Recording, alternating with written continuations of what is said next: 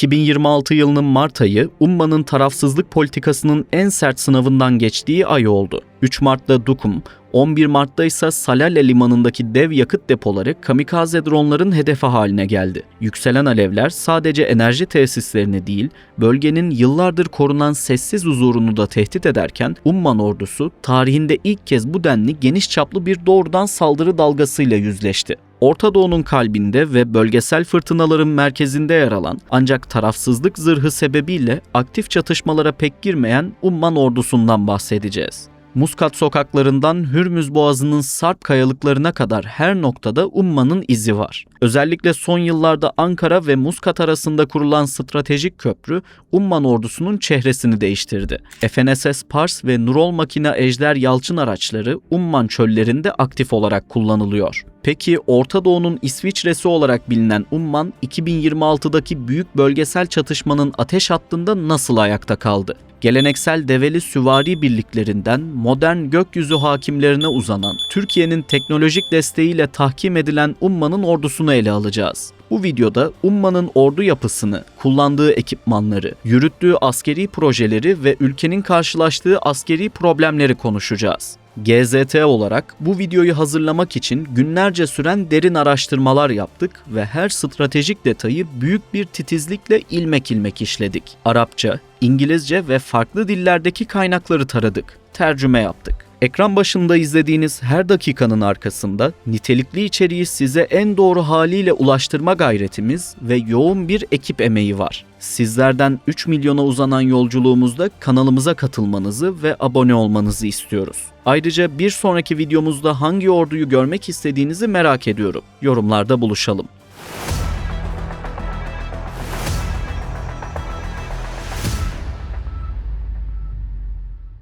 Ordunun yapısıyla başlayalım. Bu bölümde Umman'a yönelik ilginç askeri notları da sizinle paylaşacağım. Ülkede zorunlu askerlik yok ama gerektiğinde uygulanabilmesi için yasal altyapı hazırlandı. Ayrıca devlet politikası olarak askerlik teşvik ediliyor. Yüksek sosyal haklar ve prestijli statü vaat ediliyor. Umman Sultanı'na askerliği zorunlu hale getirme yetkisi verildi. Kadınların da orduya katılımına izin veriliyor. Muvazzaf er olarak görev yapabiliyorlar ve sultanın özel koruma birliklerine dahil olabiliyorlar. Geleneksel olarak askeri hastaneler ve saha hastanelerinin yönetiminde de kadın subaylar yer alır. Paraşütçü birliklere de katılım gösteriyorlar. İç savaş yıllarında İngiliz Sas birlikleri ve Umman askerlerinin ortaklığıyla savaş sonlandırıldı. Bu yüzden bugün hala Umman ordusu gerilla savaşı doktrinini benimsiyor. Rubul-Hali çölünde büyük bir eğitim alanı var. Buraya Boş Mahalle adı veriliyor. Dünya üzerindeki en zorlu askeri eğitim sahalarından biri olarak kabul edilir. İngiliz SAS komandoları ve Amerika özel kuvvetlerinde Yeşil Bereliler ve deniz komandoları burada eğitim alır. Çünkü tabiatın fırınına benzetilir. Lojistik destek neredeyse imkansızdır. Rabkut bölgesinde gerçek mühimmatlarla tank, topçu ve hava saldırısı tatbikatları yapılır. Çünkü etraf tamamen boştur ve yerleşim yoktur. Feşfeş isimli özel bir kum, araçların motorlarını dakikalar içinde kilitler. Askerler araç mekanikleri ve kumda hayatta kalma pratikleri yapar. Işık kirliliği olmadığı için de yıldız takibi ve gök hareketlerinin izlenerek yol bulma eğitimleri de veriliyor.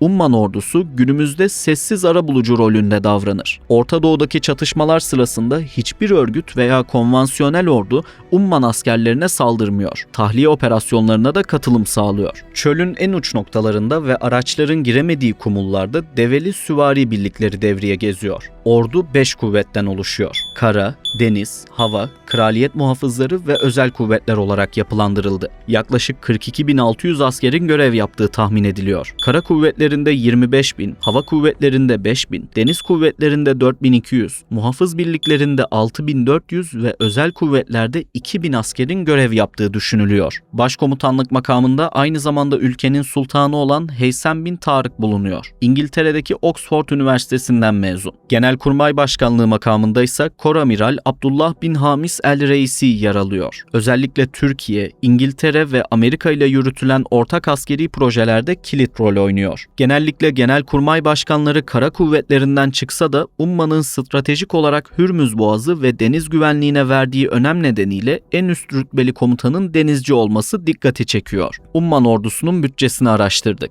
2020-2026 arasında değerlendirdik. Umman Maliye Bakanlığı ve Uluslararası Stratejik Araştırmalar Enstitüsü'nün verilerini kullandık. 2020'de %10.9, 2021'de %7.3, 2022'de %6.5, 2023'te %6.2'lik oran ayrıldı. Pandemi sebebiyle düşüş yaşanmıştı. Ancak artan petrol gelirleri ekonomiyi büyüttüğü için yüzdesel olarak azalış gözlemlendi. 2024 yılında %6.7 ve 2025'te %6.5'lik pay ayrılmış. 2026 yılında ise %6.2'lik oranın orduya ayrılması bekleniyor. Ordunun kullandığı ekipmanlardan bahsedelim. Kara kuvvetleriyle başlayacağız. Birincil tabanca olarak Belçika üretimi 1935 Browning'ler tercih edildi. Piyade tüfeği envanterinde ise geniş bir listeyi satın aldılar. Büyük pay Amerikan tüfeklerine ait. M16A1, M4, Karbon 15 ve SIGM-400 modeller Amerika'dan geldi. 3 farklı ana muharebe tankı envanterde.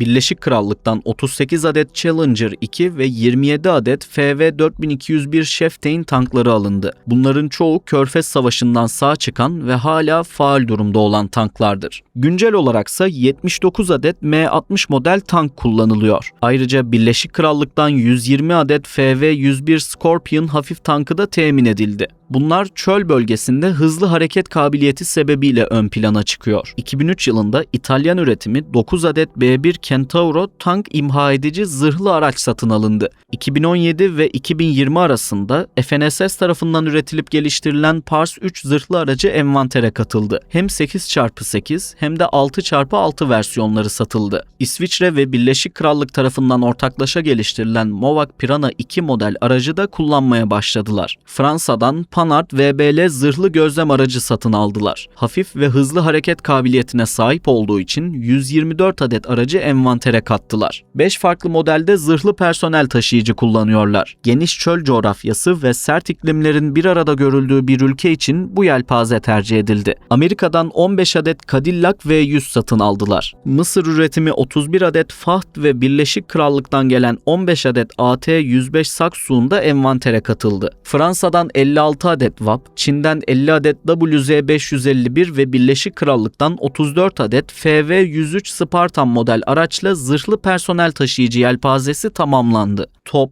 obüs ve çekilebilir topçu sistemlerinden bahsedelim. Kundağı motorlu topçu olarak Güney Afrika üretimi G6 Rhino tercih edildi. Sovyetler Birliği günlerinden kalan M46 ve Birleşik Krallık'tan temin edilen L118 Sahra topları da hala envanterde. Sovyet üretimi D30, Alman-İngiliz ortaklığıyla geliştirilen FH-70 ve Amerika'dan gelen M102 obüsleri de muhafaza ediliyor. Ancak çoğu geçmişten kaldığı için olağanüstü durumlar için saklanıyor. 9K-32 Strela 2 ve Javelin taşınabilir kısa menzilli hava savunma sistemlerini de kullanıyorlar. Sovyetlerden kalan 4 adet ZU-23-2, İsveç üretimi 12 adet Bofors L-60 ve İsviçre üretimi 10 adet Oerlikon GDF makineli toplarını da kullanıyorlar. Karadan havaya füze sistemlerini de ele alalım. Özellikle bu alanda yenilenme hedefleniyor. Bu yüzden güncel sistemler temin edildi. Birleşik Krallık'tan 28 adet Reaper bataryasını aldılar. Yaklaşık 1400 adet füzeye sahipler. Ayrıca Elvis Stormer sistemlerini de kullanıyorlar. Fransa üretimi Crotal NG ve Mistral sistemlerini de kullanıyorlar. Ancak gizlilik sebebiyle sayı paylaşılmadığını fark ettik. Norveç ve Amerikan ortaklığıyla üretilen NASAMS bataryalarını da envanterde tutuyorlar. Bu sistemde de gizlilik sebebiyle adet miktarını tespit edemedik. Kara havacılık alanında özel bir komutanlığı olmadığı için tüm unsurlar hava kuvvetleri bünyesinde. Bu yüzden hava araçlarının tamamını hava kuvvetleri bünyesinde anlatacağım. Deniz kuvvetlerine geçiyoruz. Umman, Basra Körfezi'ndeki bir ülke olduğu için büyük gemiler yerine daha hızlı hareket edebilen ve küçük ölçekli gemiler tercih edildi.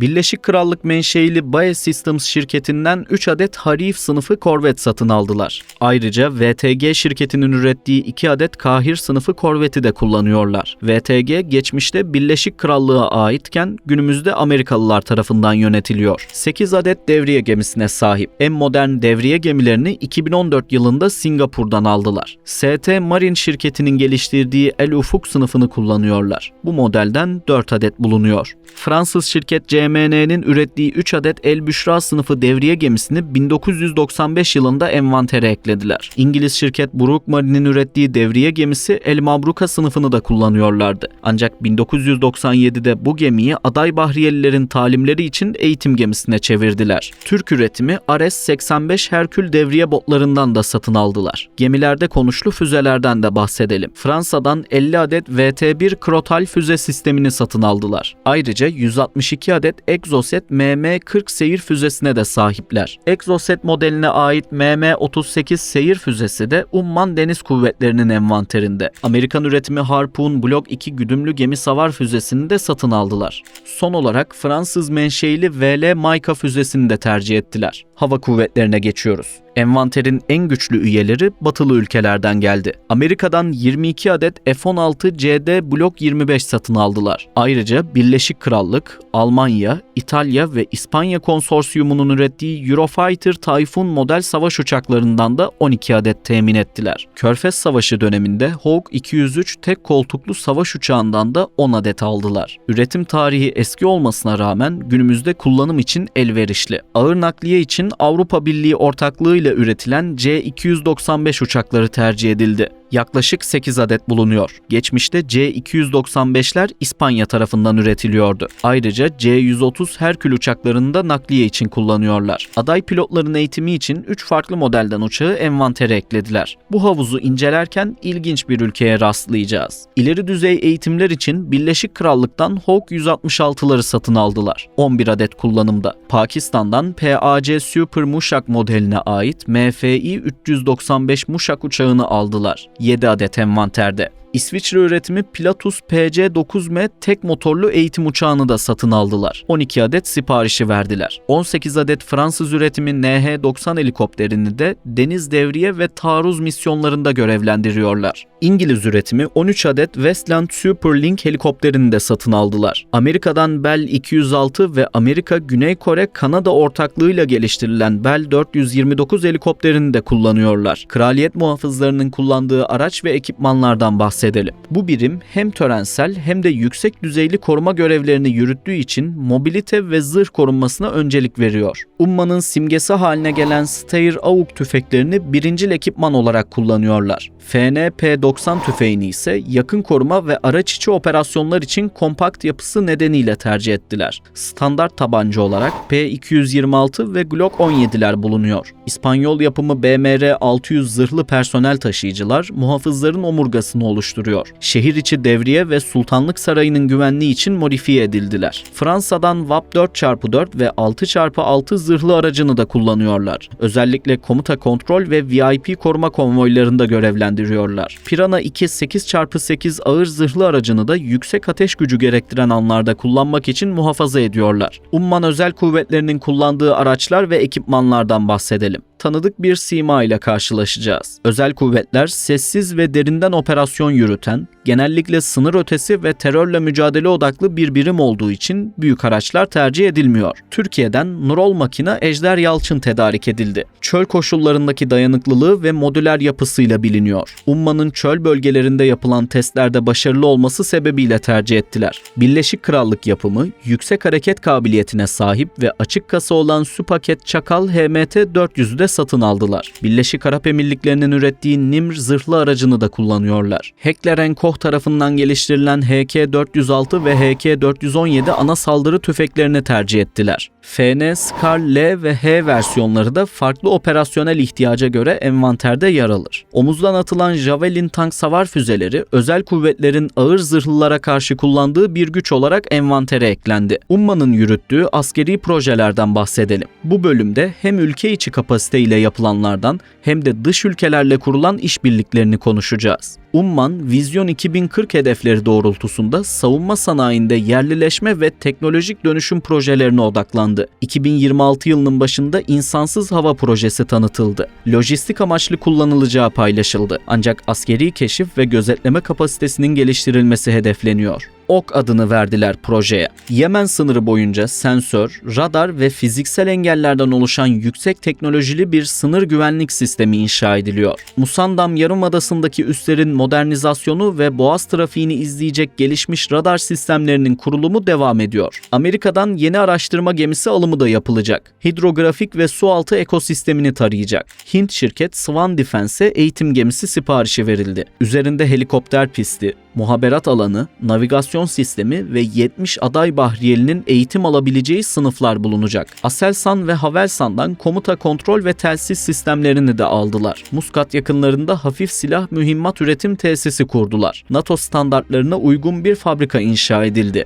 Sultan Kabus Akademisi bünyesinde kurulan bu merkez, bölgedeki dijital tehditlere karşı yerli yazılımlar ve şifreleme sistemleri geliştiriyor. Ayrıca FNSS'le sadece araç alımı değil, aynı zamanda Umman topraklarında bakım, onarım ve modernizasyonu da kapsayan yeni bir tesis inşaatı da gündemde. 3 Temmuz 2022'de anlaşma imzalandı. Zufar Çölü'nün Mars yüzeyine benzerliği sebebiyle uluslararası uzay ajansları buraya ilgi gösteriyor. Ortak bir askeri bilimsel test alanı olarak kullanılıyor. Ordu burada astronot kıyafetlerinden insansız kara araçlarına kadar birçok ileri teknoloji ürününün ekstrem saha testlerine lojistik ve güvenlik desteği veriyor. Son bölümde Umman'ın askeri sorunlarını konuşarak videoyu tamamlayacağız. Umman, bölgenin İsviçre'si olarak bilinse de aslında ciddi güvenlik riskleriyle karşı karşıya. Umman'ın en büyük askeri önceliği Yemen sınırı. Çünkü uzun yıllardır devam eden iç savaş büyük bir istikrarsızlığa sebep oldu. Sınırdan sızmalar, kaçakçılık faaliyetleri ve mülteci akını Umman ordusunu sürekli teyakkuzda tutuyor. 2026 yılı itibariyle bu sınır modern bir kale haline getirildi. Yemen'in en doğusundaki El Mahra bölgesi Umman'la güçlü akrabalık ve aşiret bağlarına sahip. Bu yüzden sınırdaki problemler sadece askeri yöntemlerle değil, insan ilişkileriyle de çözülüyor. 2026 yılının Şubat ayı sonunda başlayan ve Nisan ayı itibariyle hala etkileri süren Amerika-İsrail-İran savaşı, Umman'ın tarihinde gördüğü en büyük güvenlik sınavlarından biri haline dönüştü. İran, kendisine yönelik saldırılara karşılık olarak bölgedeki Amerika müttefiki olarak gördüğü ülkelerin lojistik ve enerji altyapılarını vurdu. 11 Mart'ta Umman'daki Salala limanı drone saldırılarıyla vuruldu. Yakıt depoları ateşe verildi. Bu yüzden liman operasyonları geçici olarak durduruldu. 3 Mart'ta Duqm limanındaki yakıt tankları hedef alındı. Bu yüzden limanın kuzeyine ordu birlikleri sevk edildi. Böylece İran'ın yeniden saldırmasına karşılık önleme yapıldı. Çünkü doğrudan Umman askerinin ölmesi demek, savaşa Umman'ın resmen dahil olması anlamına geliyor. 13 Mart'ta El Evahi endüstri bölgesine bir adet drone düştü. 2 kişi öldü, 10 kişi yaralandı. Bunun üstüne Umman ordusu teyakkuza geçti. Hürmüz Boğazı girişinde Umman karasuları içinde bulunan tankerlere füze saldırısı yapıldı. Özellikle Zufar bölgesinde kurulan yeni nesil radar sistemleri sızmaları erkenden tespit ederek daha büyük saldırı dalgalarını önledi. Umman botları vurulan yabancı gemilerin mürettebatını tahliye etti. Umman'ın ana karasından kopuk olan Musandam Yarımadası, Hürmüz Boğazı'nın tam girişinde yer alıyor. Umman ordusu burada dünyanın en kritik geçiş noktalarından birini 7/24 izliyor. Buradaki askeri gözlem noktaları o kadar sarp kayalıkların üzerine inşa edildi ki bazılarına sadece helikopterle veya profesyonel tırmanışçılar gibi ulaşılabiliyor. Musandam'a lojistik destek sağlamak askeri bir meydan okuma olarak görülüyor. Deniz ve hava kuvvetleri sürekli devriye ve sevkiyat operasyonları icra ediyor. Umman, Hürmüz Boğazı'nın altından geçen denizaltıları ve su üstü gemilerini tespit etmek için Musandam kıyılarına yerleştirdiği gelişmiş sonar sistemlerini sürekli aktif tuttu. İran'ın mayın döşeme faaliyetlerini ve Amerika-İsrail denizaltılarının hareketlerini ilk raporlayan merkez burası oldu. Hürmüz'de yaşanan sinyal karıştırma ve spoofing faaliyetleri yüzünden analog seyir yardımcılarını ve yerel istasyonlarını gemilere rehberlik etmek için devreye soktu. Umman Hava Kuvvetleri'ne ait F-16 ve Eurofighter Typhoon uçakları Musandam semalarında tanımlanamayan dronlara karşı önleme uçuşları yaptı. Musandam Yarımadası'nın ucunda yer alan Hasab bölgesinde 2 adet kamikaze drone Umman ordusu tarafından düşürüldü. Bölgedeki askeri varlığı bugün hala en üst düzeyde tutuluyor. Sonuç olarak 2026'daki savaş Umman'ın tarafsız kalsam da güvende değilim gerçeğiyle yüzleşmesine neden oldu. Ordu özellikle drone saldırılarına karşı koyarak büyük bir başarı gösterse de Suhar ve Salala'daki sivil ve endüstriyel kayıplar Umman'ın askeri harcamalarını gelecekte daha çok hava savunma ve siber siber güvenlik alanına kaydırabileceğini işaret ediyor. Birleşik Krallık ve Amerika ile yapılan ikili temaslar Umman'ın güvenlik şemsiyesinin sac ayaklarından birini oluşturdu. Savaşın ortaya çıkardığı yeni durum, başta Umman olmak üzere diğer Körfez ülkelerinin de yeni savunma anlaşmalarına yönelmesine sebep olabilir. Bu sebepten ötürü Türk savunma sanayisi ile Körfez arasında yeni anlaşmalar görebiliriz. Videoyu tamamladık. Fikirlerinizi yorumlarda bekliyoruz. Bu tarz daha fazla içerik için GZT'ye katılmayı ve abone olmayı unutmayın. İzlediğiniz için teşekkürler.